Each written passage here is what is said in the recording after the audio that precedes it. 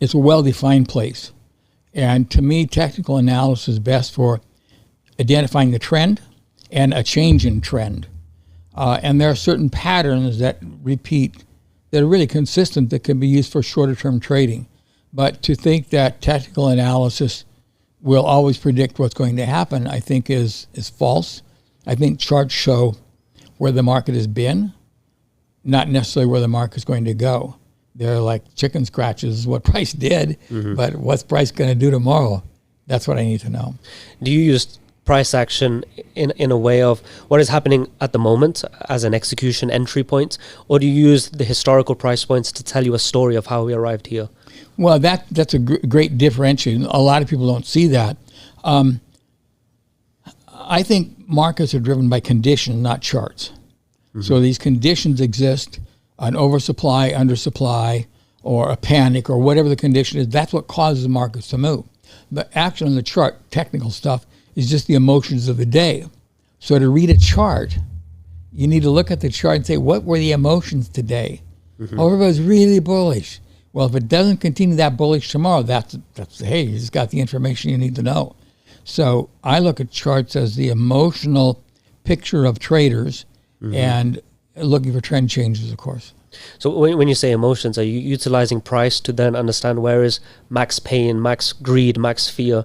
Is it related to these things? Absolutely. If a market closes on its high, it's probably not going to continue going up tomorrow. I like to see markets, if you look at any major market low, stock or commodity, most always they close on the low. And at major market highs, they close on the high. But everybody's bullish, like, oh, great day, I'm long, everybody's happy. Then it collapsed the next day. Like, why? Well, there were too many buyers. So it's really interesting. There's a cycle, not a time cycle, but where that close is in the relationship to the range every day. The lower down you close, the more bullish the next day will be. The higher up you close, because you're extended, the more bearish or the opportunity for a decline tomorrow will be. So where the close is within the range, if you measure that over time periods, you'll see there's actually a cycle. Like, oh, we have a lot of low closes. Now we're going to have high closes. The market goes from low closes to high closes. That's an internal cycle of the market. Do you believe in the traditional schools of thought within technical, where there's Wyckoff theory, Elliott wave theory, the pattern traders? There's an abundance of strategies, and they're always evolving and new ones coming about. And you've probably in your time seen them all. Any of them that stood out to you as worthwhile? Well, you're right. When I was lucky, when I started, there were only like 3 theories in the market. Now everybody's got a computer. Everybody's got a theory, right? So I don't know. The best way to prove a theory is with trading results. So show me trading results of GAN, Elliott wave, whatever the theory is. Show me some results. Somebody's actually doing it. I can't find it. So the other part is, I have friends that are Elliott wave people, and they swear by it. They love it, whatever. I don't get it. Now, that doesn't mean it doesn't work. It means it doesn't work for me. I couldn't play basketball. I played football in college. I could never play basketball. I didn't have the skills to do that. So some people's minds process information differently, but I look at Elliott wave and I go, all this stuff. My mind, I'm not that smart. I was so lucky that I didn't take business classes. I was always like not the smartest guy in the room, which means I never overthink things. I can't overthink things. All my intelligent friends that try to trade, they overthink everything and they make wrong errors. It's really good not to be too smart, because you don't overthink anything. It's like it's right in front of you. That's what it is. They're always overthinking everything. There's kind of two sides of the spectrum here, where one side would be every strategy works, you just have to make it work. And then the other side that I see is every strategy works sometimes, and that's the key, where let's say you have a broken clock. At 6 o'clock is correct, 6 a.m., 6 p.m. The rest of the day is not correct. And people say that a lot of these strategies work sometimes to get people involved in the market and ever losing. Do you believe it's one side or the other? No, I think you just have to respond to what's going on. The markets are imperfect, and people try to think it is perfect. That's the problem. I've had a lot of people with deep mathematical backgrounds come to the market and totally blow up. They're trying to use math, which is perfect, on an imperfect thing, and you can't make what's imperfect perfect. Another really good analogy, I played football in college, as I mentioned. Well, every play in American football is designed to score. If this guy blocks this guy blocks that guy, the guy with the ball will score. Well, but they don't score in every play, right? Mm-hmm. That's reality. Somebody else changes the perfect play. Mm-hmm. And that's kind of like the market. Every trade I put on should be a big winner. Mm-hmm. It isn't. So, like Mike Tyson said it best. He said, everybody has a game plan until they get punched in the face. And it's like, the market's going to punch you in the face a lot more than Mike Tyson will. Going off this sports analogy, you know, at the start of the game, you have a play in mind, and maybe it's going well, and then something happens that you couldn't forecast. And I see this with the markets, where today I make a decision based on all the information I have, technical and fundamental, and then as weeks go on, things change, and now what was once correct is no longer correct. Kind of linking here to time horizons, where the longer you hold a trade, the more things that can happen in between, and therefore the degree of certainty could go down compared to someone who's holding a trade for an hour or two. What is your beliefs? Because I know you are a swing trader or a long-term hold. With this degree of uncertainty, why not choose to be on the intraday timeframes? The problem with intraday time trading is purely mathematical. You stop to think about all profits in the market are the basis of trend. If we don't have a trend, you're not going to make any money. It doesn't matter if it's real estate or stocks, what, it doesn't matter. You have to have trend. So, what's the function of trend? Time. So a day trader can be in a trade for 4 hours. He can't catch any big trend move. I can be in a trade for 10 days, 12 days, a month, 6 months. I can catch a huge trend move.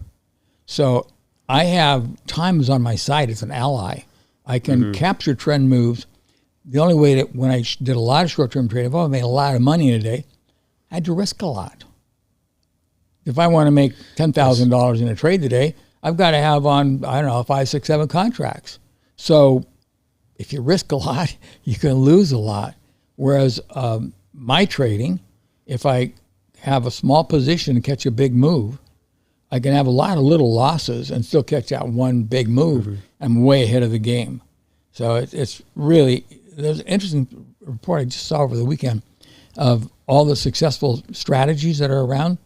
Though in real-time performance, the ones that made the most money have the lowest percent of accuracy. The ones that had the least gains had the highest percentage of accuracy. So they got what everybody wants, like, I won. But you didn't win very much, and when you lost a lot. So really a tremendous insight there into the markets. Let's take a moment to talk about a partner of the show, a leading prop firm that is Funded Next. And it's important for me to listen to our community to see who are you working with and how can we make your experience better. And the main feedback I heard is trusted payouts, quick payouts, ability to scale, and affordable prices. And Funded Next has ticked all of those boxes, not only being a top 3 prop firm in the industry, but also having on-demand payouts, and every 10% you gain on your account, you will double your capital for free. And because in this industry, trust and reliability is the most important factor, an important guarantee that they have is that if you do not receive your payout within 24 hours, they will gift you an additional $1,000 to your payout just for being late. So to unlock all of these benefits and work with a leading prop firm in the industry, Funded Next, check out the link in the description or use the code TOT. Would you therefore say your win rate or accuracy rate is not as important as your risk to reward per trade? Well, clearly, I'd show you a system that wins 95% of the time and loses money. Because you had 95 winning trades, looks great, and then you have 5 trades that blow up and lose everything that you had. So, yeah, winning is important because we all like to be stroked and feel like I'm doing something good here. It's hard to be right 30% of the time, which a lot of the trend followers are. I want to be more correct than that for myself. But we're hardwired to be right. Dead right, unfortunately, usually. I think that gets into ego and other things, which I want to touch on later. I want to bring this to the COT report, and probably you were one of the first people utilizing the COT report. I was the first. Actually. The very first. But before it was a digital thing that we could all access, it was probably shipped to your house and so forth, and a completely different process. Nonetheless, I've spoken to a lot of traders now that are utilizing the COT report as their primary source of information.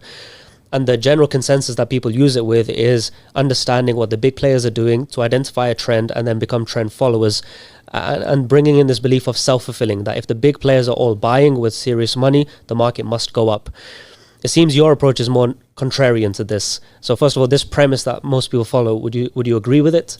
Well, let's go back to the very beginning. Most people don't understand the COT report.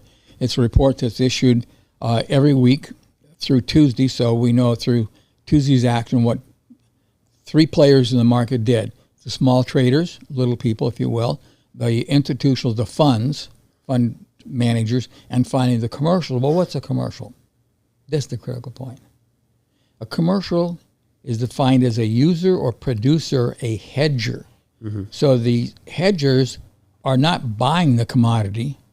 They're hedging it for their business purposes. So you'll see a big decline in the market, and the commercials steadily increase their long position. But they're doing that because they're going to take this product in demand, take it and buy a lot of sugar. If they can buy sugar lower now than yesterday and lower next week than today, their candy bar, which will still sell for $5 a candy bar, their cost of production is a lot lower. So they will buy a lot of weakness because they're actually taking the sugar, cocoa, gold, whatever it is, their cost of production is lower. So they'll accumulate. So you need to think that they are accumulators.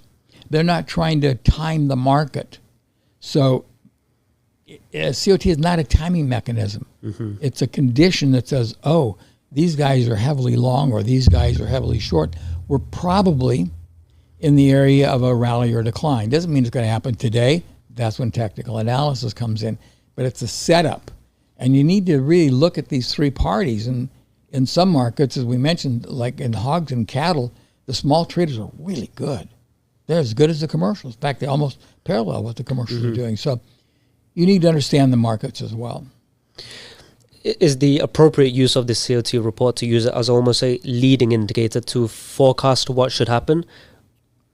I'd say a suggestive indicator that when and it's not the only condition I use, but if I have 3 or 4 conditions, I like valuation, I like commitment traders, I'd like seasonality, I like cycles, I like accumulation. If I got a bunch of things, then markets, I got a lot better chances of market rallying. So I would never rely and say, this one indicator is it. There's no one path to heaven. And so it's one of the tools that I use. It's a good tool, but it's not a be-all, end-all tool. So, of course, a lot of people use the COT report, and I've spoken to a bunch of them, but I don't think anybody is utilizing open positions in alongside, whereas it seems like that was a cornerstone of what you did. Can you explain the relationships of the two and how you benefited by using both? Well, we talked about the 3 elements of the market: short-term traders, fund managers, and commercials. There's another aspect, which is total open interest. That's all the contracts that are open today. So if there's a lot of contracts open, somebody's been doing a lot of buying or selling, what's been going on. So, and if you just look at any chart, you don't take my word for this stuff, let the charts teach you. Whenever open interest is really high, we're most always at a significant high point in the market because a lot of interest, everybody's in the market. And when everybody's in the market, there's nobody left to buy, right? So the markets come down. So I want to look and see who drove open interest up. If the big increase in open interest is caused by the commercials, well, that's bullish. But if the big increase in open interest is caused by the small speculators, who are usually wrong, well, that's very bearish. So open interest is really helpful. I kind of pull it apart and say, who's driving this market now? Who's causing the action? I love to see open interest going way up, public way up there buying, and commercials are getting out of the market. That's what's happening in gold right now. Gold's going to come in and start to come down. There's a condition here. The commercials ultimately are going to be the winners. It might take time, though, why you need to use technical analysis. So here it seems that you're utilizing a few confluences together to then be not the trend is your friend and go with the big moves. It's rather wait for the big move to happen and then look for a catalyst to get the mean reversion. Yeah, the way I sum that up the best, people, whenever I lecture, well, what's the favorite market? What market do you like to trade? What's the best market to trade, Larry? Man, if I got $1 for every time I heard that, I wouldn't have to trade. Here's the best market to trade. The one that's set up the most right now, today. It might be gold now. It might be silver next week. It might be potato chips. Who knows? But I don't have a love affair with any market. I'm looking for a market that has cycles, seasonals, commitment to trade report, accumulation going on, a little bit of trend change in it. That's the market I want to trade. There's no be-all one market. There's no be-all one indicator. So I'm I'm shopping every weekend. Most of my trading time is, my research time is on Saturday morning. Okay. I go through all the markets. I make a list every Saturday. These markets are set up to rally. These markets set up to decline. Then, on a weekly chart, then I go to the daily chart and say, okay, where are we trend-wise? Can I get a trend change here, significant trend change? Where would that be? Then I can place a trade.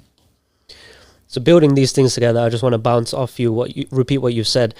We're looking for outsized opportunities, risk-reward potential. So you will then use the COT and open positions to find a crowded market where everybody is on one side and you just need a catalyst to then go the other way. And then you bring in accumulation, which is you're sensing this behavior shifting. How do you read or define an accumulation? Well, I would bring in accumulation. Commercials buy and sell stocks or commodities different than the public does.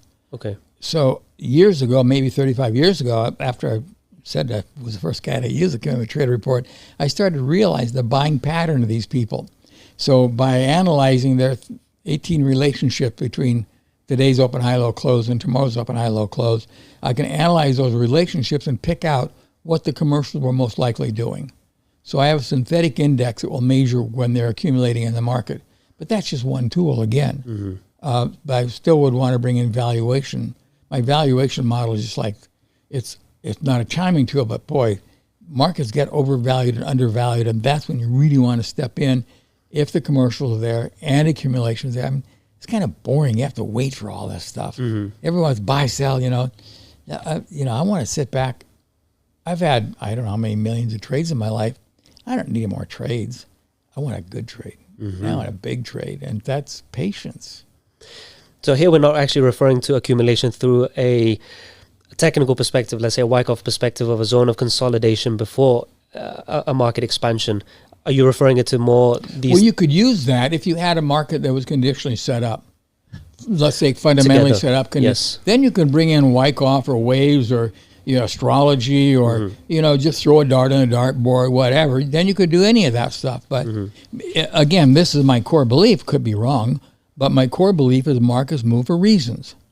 They go from here to here because of a reason. So I've got to have the reasoner. Then you can bring in Ouija boards if you want to do your timing in the marketplace.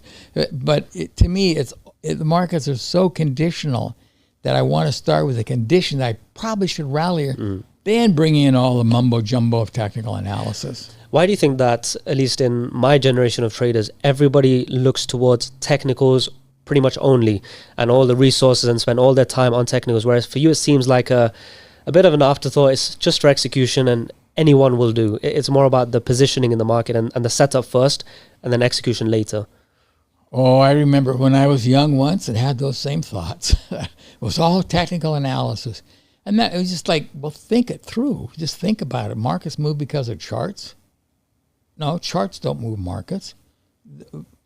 There's got to be a reason why these things move. So, and the other reason why, when I was young, I was really into charts, and young people are now, and young people 100 years from now will be as well. It's easy. I was like, oh, I can read a chart. Well, I can't read Hebrew. I can read English a little bit, but it's a whole new language. There is a way to read charts. My friend Tom DeMark has done a great job of breaking that down into structure. And charts are readable, but they don't tell you the magnitude of the move that's going to come. They just say we're at a high or a low. So the magnitude, again, I think comes from conditions. Some of those fundamental conditions, some are technical conditions. But the market's got to be conditional for me to really want to get involved. Trading at that speed, if you will, that much pressure, you can't be wrong. You got to be really certain. You have to have a great advantage in the market, which I had at that time. The advantage doesn't exist anymore. It was pit session markets, and we push it to the max. I don't know if I risked 30% on every trade, but it was you look at the contract size I had on it, it was a large risk. And you can't let the numbers bother you. And it was a competition. Now, another side of that, during that same time I was managing money, and we took an account for a lady named Susan B. Kringle. I'll never forget her name.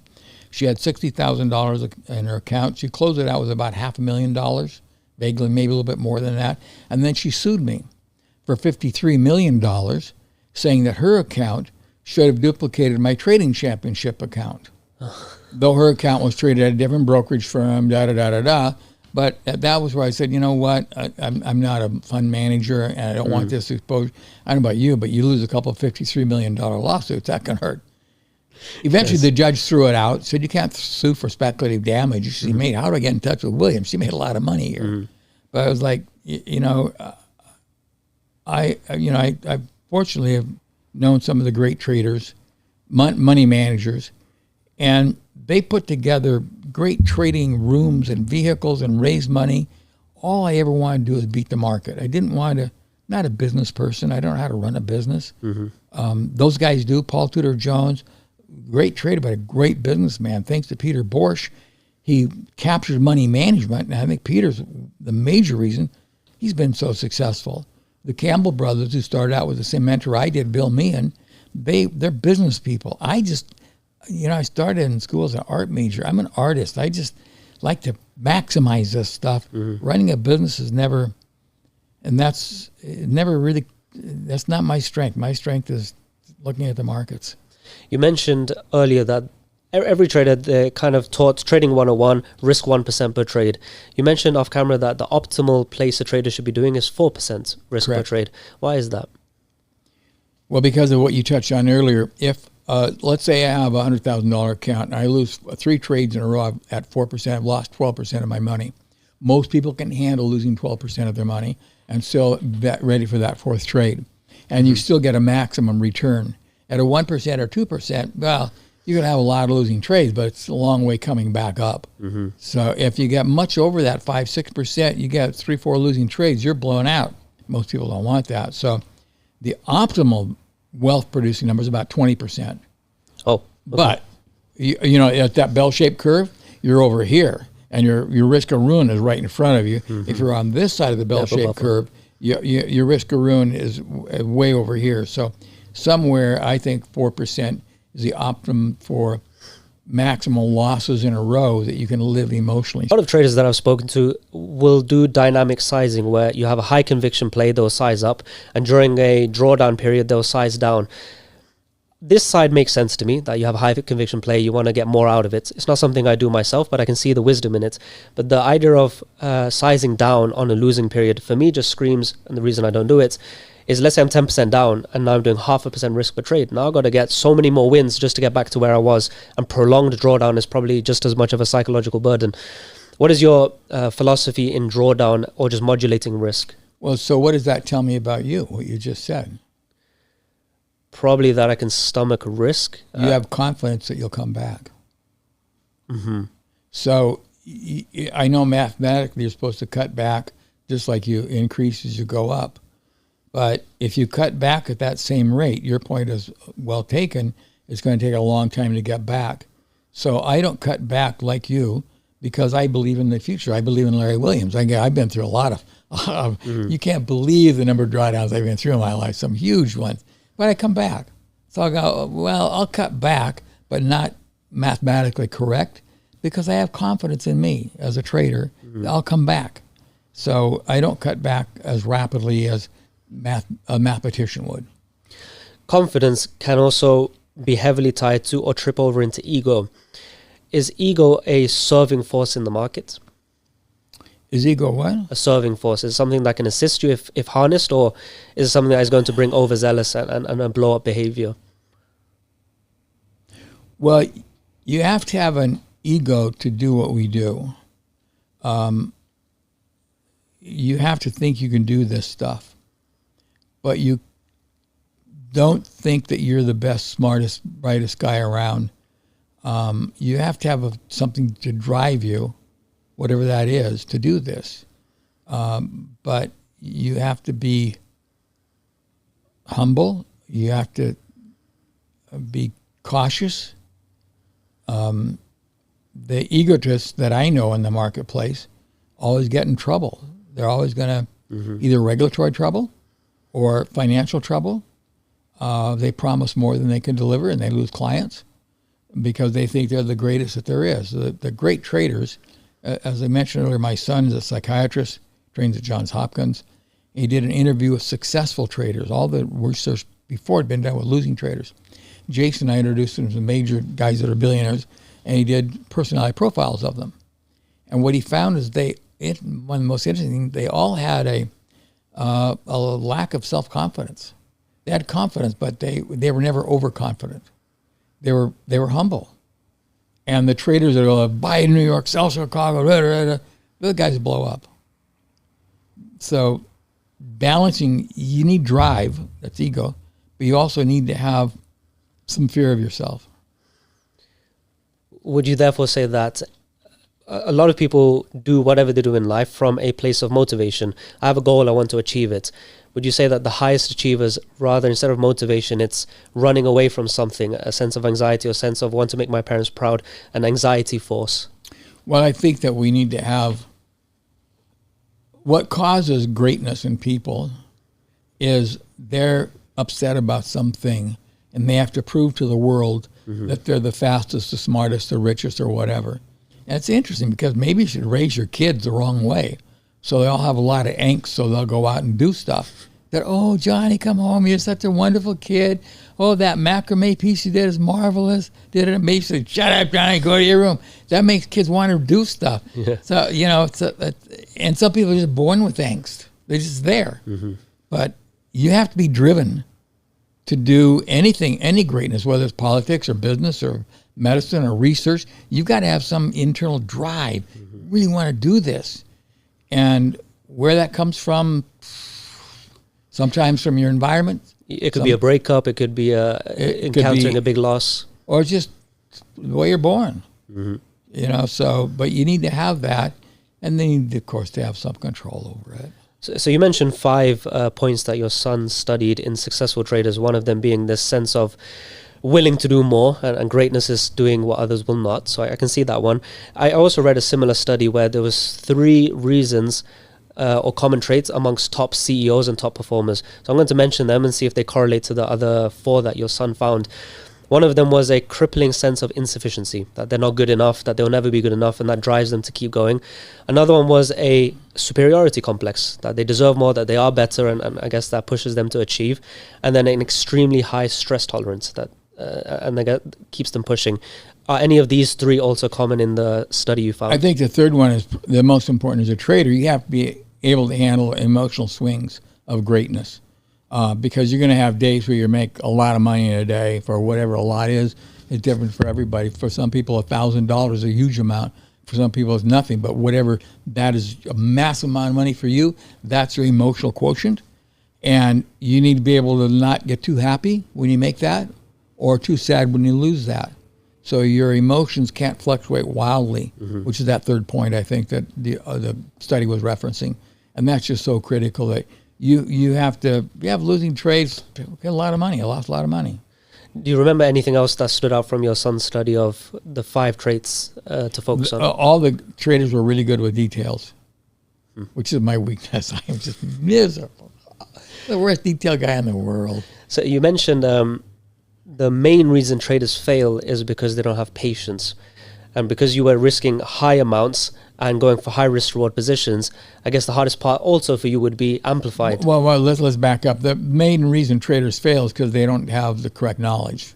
Okay, lack of edge. Yeah. Lack of a winning strategy. They fall for something on the internet they think is a winning strategy because the guy shows himself with a picture of a fancy car or fancy girl or something. That doesn't mean the strategy's going to work, guys. It means nothing. So you have to have something that works. Then you have to bring that in and you have to work it. Like you see these race car drivers, they all have great cars. They're all, winning cars, but the driver has to be able to drive it better than the other driver. So you have to have a strategy, a car that really runs well. Then you have to try to maximize that car. How have you developed the skill of patience over time? Well, I think my dad taught me patience. Growing up in Montana, we didn't have a lot of stuff, so we hunted. We'd get 4 or 5 deer every year, a couple of antelope, and we lived off the land. So if you want to shoot a deer, you've got to be patient. You have to wait for him to walk in front. Maybe we'll flush deer down here and one guy's there. You got to wait, a lot of waiting, and just waiting and waiting. And I noticed early on I would rush into trades, and I think that's probably the number one failure of traders. They all think, oh, this is it. This is a big trade. They got to get in. So we get in too early. I still do that. Why am I getting it? The trend hasn't changed yet. But on my trend, your mind creates the future instead of like, well, wait a minute. It has. Look at the chart. It's there. But because we want to be rewarded immediately, we try to create the future. I want to speak about this idea of imposter syndrome. So on this US tour, I've spoken to a lot of traders that have 10, 20, 30, 40 years of experience. I think you have the most market experience. So I'm going to ask to you, because they've all said that the feeling of imposter syndrome, that this was all luck, this was all going to change at some point. They said it never goes away. Did it ever go away for you? The ability to trade? No, this idea of like an imposter syndrome, that everything that I've done, even if it's 10 years or 30 years or 50 years, that is going to come to an end. I've been on a hot streak. This is all luck. No, it's not luck. If it was luck, there's no way that my students would have consistently won trading championships. The fact I won a trading championship is immaterial in my mind. It doesn't prove somebody got lucky. That's all that proves, at the most, maybe. But the fact that usually the trading championships are won by my students means this stuff is teachable, it's learnable, that people can do it. And I know some people can do it better than others. People that have trouble with it are lawyers and doctors, because they think they're so damn smart they can override the system, and they want to argue. And you can't argue with the market. The market's going to win that argument. So some people are more adaptable to this. And there are some doctors and lawyers that trade well, but they have a different mindset. So the fact that there's consistency of these winning people have a similar background shows that it's not just luck. I mean, clearly was my 63rd year or 64th year of doing this now. That's a long streak to call it luck. Yes. And I've had enough bad things happen in my life that's not luck. I've had some really unlucky things too. So it's like a business, like a guy with McDonald's. Is that just lucky that McDonald's have so many hamburger stands, or Starbucks has so many coffee shops? No, they put together something. Sometimes they do well, sometimes they don't do as well. But if there's a successful strategy, it persists. Well, 60-some years has persisted. I'm going to regret not asking you this question, so I'm going to ask it anyway. There's a lot of... You've created a legacy, first of all, and with legacy comes a lot of naysayers and a lot of people that would use your name for their own benefit. And whenever I scroll on X, everybody's mentioning your name constantly. For years I've been seeing it, always in reference to the World Cup and how people want to dethrone you. And there's a key figure that is looking to dethrone you, and he has for many years, a gentleman named ICT. Are you familiar with the name, first of all? ITT? ICT. Well, there was a company here in ITT, but that was a major company. Fair enough. He's one of the largest trading influencers in the world, and he always speaks about how he's going to make 11,000% and then never does. And I think this year or last year, he entered a 90% drawdown. But there was a viral tweet that went around where he personally emailed you, letting you know kindly that he's going to dethrone you. I guess that never made it to your attention. Well, I get a lot of emails. I'm going to beat your record. I said, I hope you do. Congratulations. I'll shake your hand. I'll be the first guy to welcome you, because records are made to be broken. So more power. Everybody wants to beat Larry Williams. Right? You know what? What you should do is try to make some money in the market. Don't get fixed on Larry. It's a trading championship. Get fixed on doing a good job yourself. But when we lived in Australia, there's a great phrase there: the tall poppy syndrome. The tallest poppy in the field gets cut off. So if you win trading championships, you got a lot of negative. Oh, he didn't do it. He's an old man. He's washed up. He's 83 now. He can't see, can't hear very well. There's always negative stuff out there. You can't let it bother you. It's because it's going to be there. The thing that does bother me is a number of people that say they're Larry Williams, and they're not. I've literally had a lady call and say, I want to check. I've got Larry Williams wants me to open up an account with him, and I just wanted to check. And I said, well, this is the real Larry Williams. And I don't know who you're talking to, but it's not me. There's a lot of people that use my name, and we try to stop it as much as we can, but you can't catch all the flies buzzing around the honey. Looking back at your 60-plus year career, obviously the milestone that everyone sees and celebrates is the 11,000%. But I'm curious, looking back yourself on your own career, was that your most impressive feat or something you're most proud of?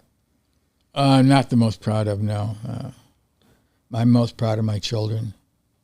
That I'm most proud of the friends I have from the markets. My good friend Ralph Vince, Tom DeMark, Richard Joseph, a non-market friend.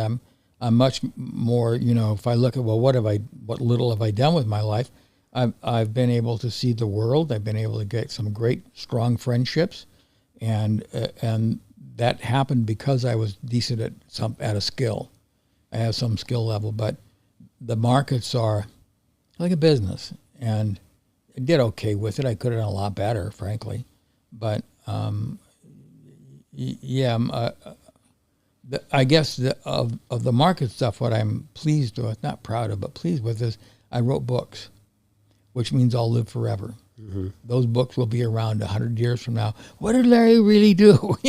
Like Gann, what did he mean when he had a comma on that page? They're trying to decipher messages. There's no hidden messages in my work. Yes. But that's a nice thing about writing a book. You'll live forever in that sense. So that I contributed something, that I won the Charles Dow Award for the Market Technician Association Paper of the Year, the Futures Magazine honorary, a lot of things I've been given, the IFTA honorary achievement awards from most of all the major technical firms have acknowledged my career.